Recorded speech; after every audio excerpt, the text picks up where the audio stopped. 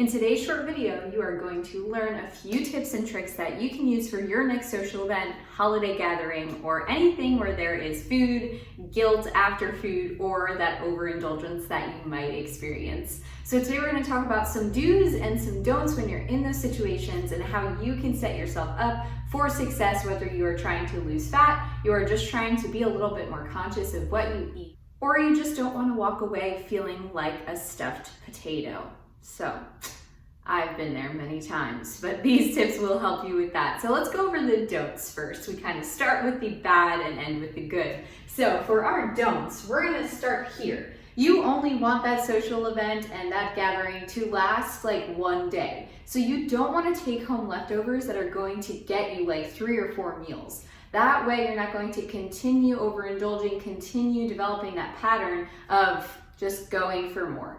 So that would be my first tip. Next is going to be don't skip meals on the day of. So if you know you have a big dinner, you know there's going to be lots of food, it's buffet, it's potluck style, don't skip your breakfast and lunch and try to save your calories. This just perpetuates a lot of unhealthy eating patterns that isn't necessary. You are worthy of that food. So don't try to deprive yourself so that you can indulge later. That's just kind of a recipe for a little bit of a disaster. So instead of skipping meals, we'll talk about what we're going to do a little later in the video.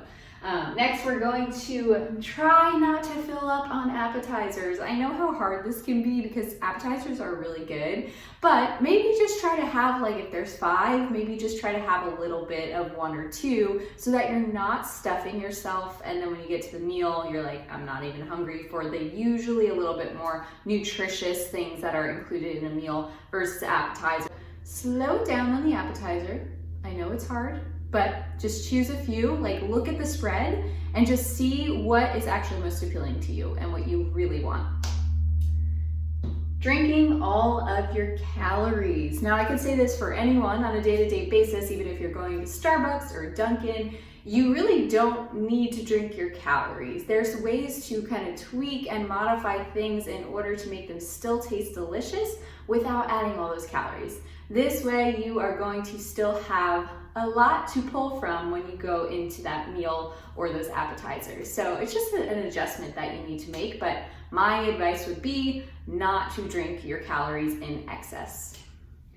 Now let's move into the do's. What should you do at these holiday events? What should you do at these social events that you are going to? You want to eat your veggies first. The reason you're going to fill up on the good nutrition, you're going to fill up on the fiber of vegetables, and this way when you go into eating other things, you're less likely to eat as much as you would versus if you started with that heaping pile of mashed potatoes, for example. So really be intentional about that. Fill half of your plate with vegetables when you're going to fill up if you are serving the meal yourself. If you're not, you can make those switches at a restaurant, right? You can say, oh, instead of the French fries, can I have broccoli? Can I have steamed broccoli? Listen, they don't mind making accommodations for you. I know sometimes you might think that you're being annoying or like you're asking too much, but you're a paying customer, number 1, and number 2, your health matters. So walk in and just know that they have plenty of vegetables in the back and they also have plenty of potatoes. So just know that that is an option. And if you want the French fries, that's cool, have the French fries. Maybe get like a side salad or try sharing the French fries with someone else because you know those portions are made for more than one person. Next up on the do list is enjoy yourself in moderation. I mentioned it before. If you have a favorite, dish that's only served once a year, or you have like a favorite style of food and cuisine, like enjoy that. Don't beat yourself up. Don't try to restrict yourself. You know I'm not about that. We really just want to know and believe and really trust that you can have freedom and you can enjoy food in moderation when other things are accounted for. So don't be afraid. If there's 3 pies at Thanksgiving, for example, there's apple, chocolate pudding, and pumpkin. This is a real life example. My favorite is usually the chocolate pudding pie. I love the whipped cream on top. Oh, it's so good. And the crust on the bottom, the cold pudding. And I'm not a pudding person, so it's very interesting that I love it. But I would rather have a bigger piece of chocolate pudding pie than have the pumpkin pie like the smaller slices of each. So just go for your favorites, enjoy those, and don't feel bad about it. All right. So next is going to be eating meals. So like I said before, we don't want to skip meals, right? So leading up to your event, like still have your meals, but just make those small adjustments. So if you know you have an event that you are going to be eating a ton of carbs, for example, maybe just lighten up on the carbs earlier in the day. I do this all the time, especially if I know I'm going to dim sum. There's a ton of protein at dim sum, but there's also a lot of carbs. So usually for breakfast, I'll do like a protein shake, or I'll have a smoothie or something like that, where I'm able to keep my carbs and proteins a little bit lower, a little more controlled. And then when I go there, fat's never a problem. Everywhere you go, they're always cooking with a lot of fat. So I usually try not to add too much fat for my breakfast. But do you see what I'm talking about when I'm talking about adjusting and how important that is and how that allows you to have more freedom and flexibility when you do go into that social event? It's money. It's money. It's so freeing, and that is something that I love about teaching people how to become more free in their eating, in their lives, and just feeling empowered walking into situations where they used to feel powerless. Whoop, whoop, whoop. Okay, next is your drinks. So have a drink, go for that glass of wine, like have a little bit, whatever you like. But I would encourage you to hydrate in between your drinks.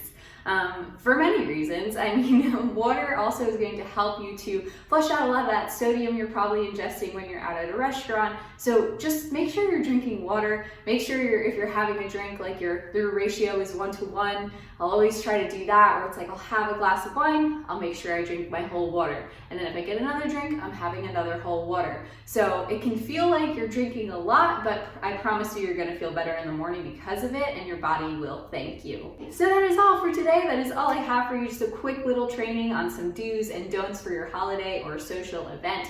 If you have any tips, I would love to hear them, because I know I'm probably missing out on a few. I also have a holiday strategy guide that I had just completed and would love to get into your hands to give you a little bit more context about how you can apply these strategies. So if you want that, feel free to comment or reach out to me on social media. That's probably the best way to do it, and make sure that I can email that right over to you. But thanks so much for watching. If this was helpful for you in any way, feel free to share this with someone.